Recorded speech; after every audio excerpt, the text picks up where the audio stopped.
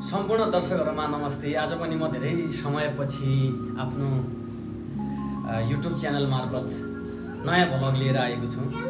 पक्कै पनि यो भिडियोलाई अन्तिमसम्म हेर्दिनु हुनेछ भन्ने मैले आशा गरेको छु। भिडियो निकै सन्देशमूलक रहेको छ।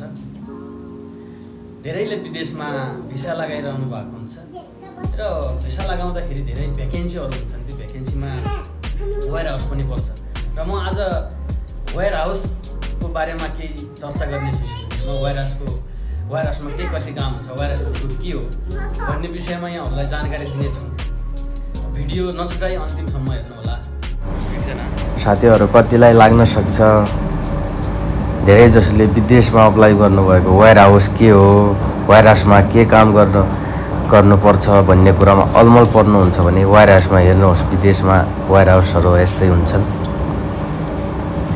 वेयर हाउस भनेको ठूलो एउटा स्टोर हो। त्यो स्टोरमा कम्पनी अथवा जुनसुकै कम्पनीको पनि स्टोरेज हुन्छ। त्यो वेयर हाउसबाट मटेरियलहरु पार्सल हुने हुन्छ, स्टोरेज हुन्छ।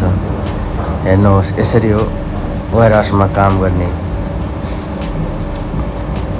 मलेसियाको कुनै कम्पनीमा कामदारहरूले यो प्रोडक्टहरुलाई चेक गरिरहेको वेयर हाउसमा यो वेयर हाउस पुरै देखाइरहेछ तपाईहरुलाई। तपाईहरुले पनि विदेशमा अप्लाई गर्नु भएको छ, वेयर हाउसमा के गर्नुपर्छ, वेयर हाउस के हो भन्ने लागिरहेछ भने यो भिडियोबाट तपाईले पक्कै पनि जानकारी पाउनुहुनेछ। वेयर हाउस भनेको यही हो। वेयर हाउसमा यसरी नै काम गर्नुपर्छ। वेयर हाउसमा कुनै पनि कम्पनीको वेयर हाउस भनेको स्टोर एरिया हो, मटेरियल एरिया हो। तपाईले यो भिडियो हेरेर पक्कै पनि अलमल पर्नु भएको, तपाईको समस्या सल्भ भएको छ भन्ने आशा गरेको छु। यो भिडियो मार्फत तपाईहरुलाई जानकारी गराउन खोजेको छु कि वेयर हाउस के हो, वेयर हाउस भनेको कस्तो हुन्छ विदेशमा भन्ने कुरा।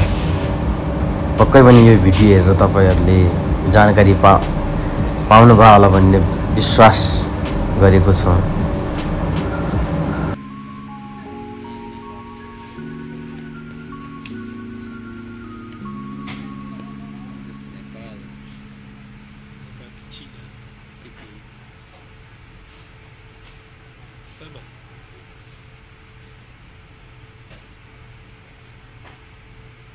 Ini Nepal lah.